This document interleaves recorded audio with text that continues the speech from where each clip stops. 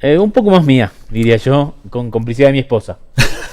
Qué curioso, ¿no? No, bueno, mi padre y yo solemos tener conversaciones sobre los temas que nos interesan y en los que estamos trabajando cada uno por su lado. Y surgió en una conversación así familiar en mi casa, estábamos hablando respecto de esto, de las relaciones entre padres e hijos, de lo que opinábamos. Al comienzo, antes de empezar a escribir el libro, teníamos muchas más diferencias de lo que tenemos ahora, porque el trabajo del libro ha ido creando una especie de terreno común, digamos, pero tenía muchas diferencias y a mi esposa, así como a otros, les pareció interesante el intercambio ese, y a partir de eso a mí me pareció que estaba buena la idea de un padre y un hijo. También mi padre es hijo y también yo soy padre, así que hay dos padres y dos hijos ahí hablando sobre el vínculo. Y el libro tiene esta característica de que están las tres voces. Mi voz, pues yo digo algunas cosas que mi padre no comparte o no tuvo esa experiencia. Él dice sus cosas que yo por ahí no comparto o no tengo experiencia. Y también está lo que en conjunto decimos. Y en el texto están diferenciados estas tres instancias. Y nos parece que eso está bueno porque creemos que los vínculos sanos son así.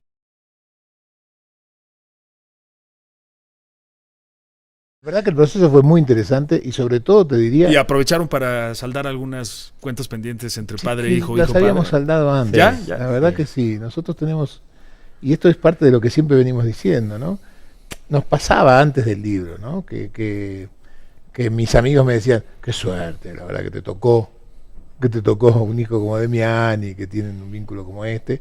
Y otro tanto, ¿no? Te decían algo parecido a ti. Sí, absolutamente. Que no, ahora que por ahí trabajamos juntos y venimos, la gente suele decir, qué suerte que tienen, qué linda relación que tienen, qué suerte que se lleven bien. Y nosotros decimos, no es suerte.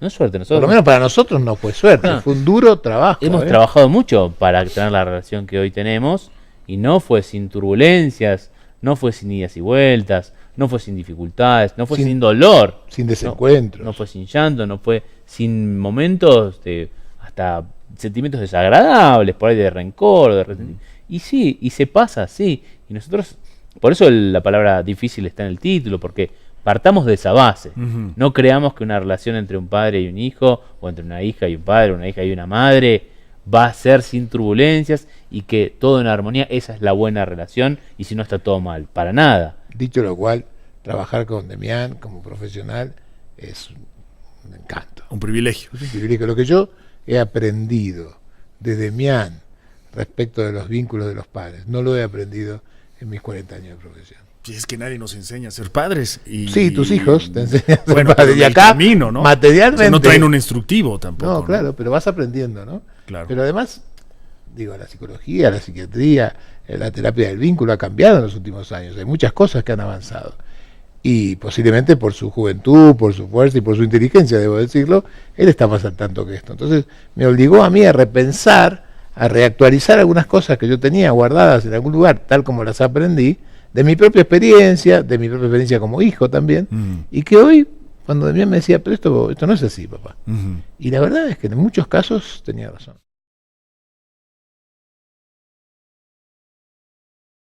Dudamos mucho de la naturalidad del vínculo, mismo desde el inicio. Nosotros creemos que ya en el constituirse como padre o como madre hace falta un trabajo que es una decisión. Nosotros creemos que no se da naturalmente. No es suficiente haber parido una criaturita que está ahí para que eso nos convierta en madres y padres.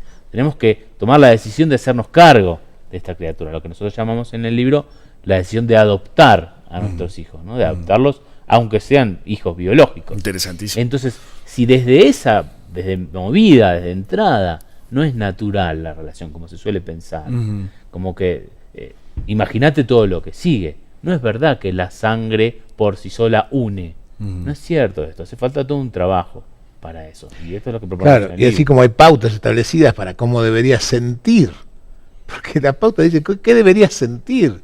Y esto está muy propagandeado, te pasó a ti hace poco. Claro. Digo, el mundo te dice, ya vas a ver.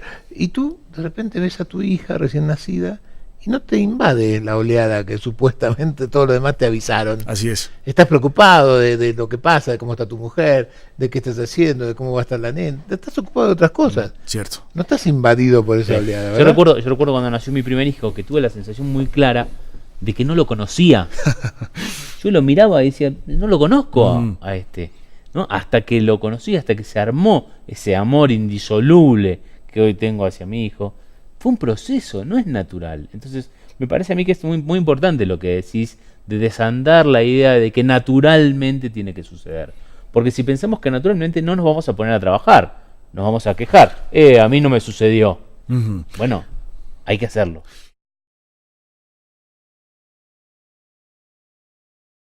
Parece que a veces hay algunas creencias en los padres de que esto es así y de que los hijos han venido al mundo para cumplir con ciertas expectativas de los padres, ya sea continuar el legado familiar, hacer lo que yo no pude hacer, y entonces, por supuesto, cuando los hijos frustran, lo que inevitablemente va a suceder, que los hijos frustren las expectativas de los padres, genera una sensación de rencor y de resentimiento. ¿Cómo? Si yo te detuve para que vos continuaras con la empresa familiar, ahora me decís que te querés dedicar a ser sastre. No, claro, bueno, no va. pero es que esta historia tiene que ver justamente con este tema de las cosas dichas, ¿no? Que es, todos sabemos que en realidad la decisión de tener padre no es de tener hijos no es una decisión menor, ¿no? Así Todos es, sabemos que trascendental.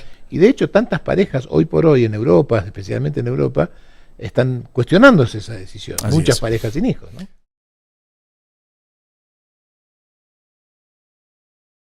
No, fue todo un tema para mí decidirme a continuar este camino, porque en realidad el hecho de que él se dedicara a esto era más una razón para no hacerlo Claro. que una razón para hacerlo.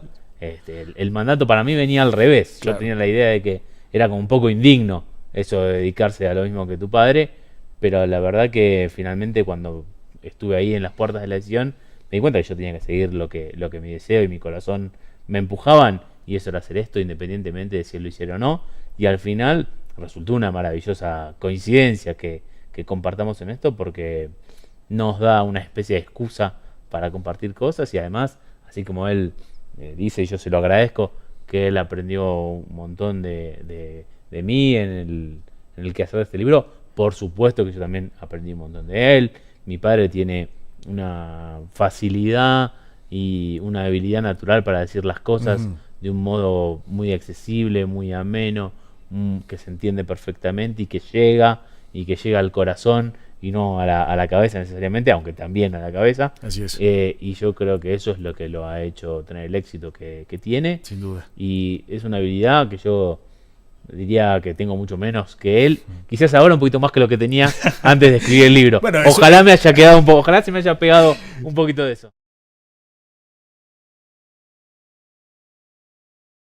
Sería realmente lo mejor que le podría pasar a este libro. Mira, yo te lo voy a decir como lo pienso, porque somos amigos y creo que nos merecemos la franqueza absoluta.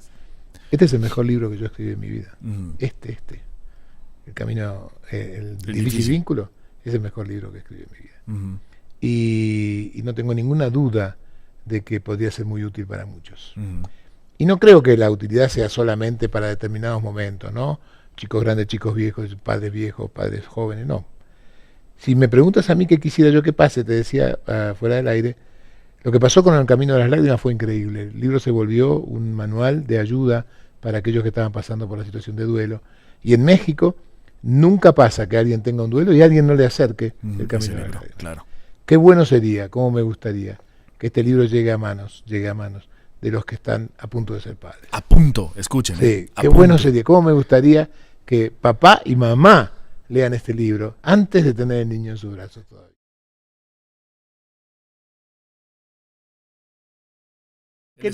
Porque el libro está escrito por dos terapeutas, además de por dos padres y dos hijos, está escrito por dos terapeutas. Entonces, ¿cuál es la intención? La intención es dar algunas herramientas que no solo hacen que se preste atención a este vínculo, sino que además, si es posible, ayuden a sanar. A sanar.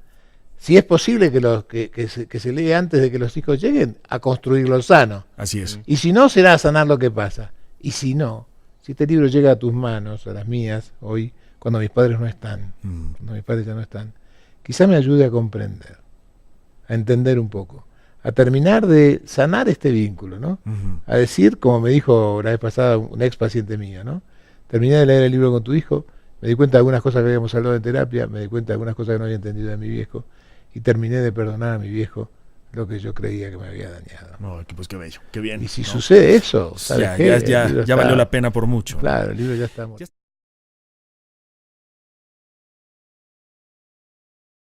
Biológicos tienes que adoptarlos porque si no, no terminan de ser tus hijos, pero hay otras ideas más, ¿no?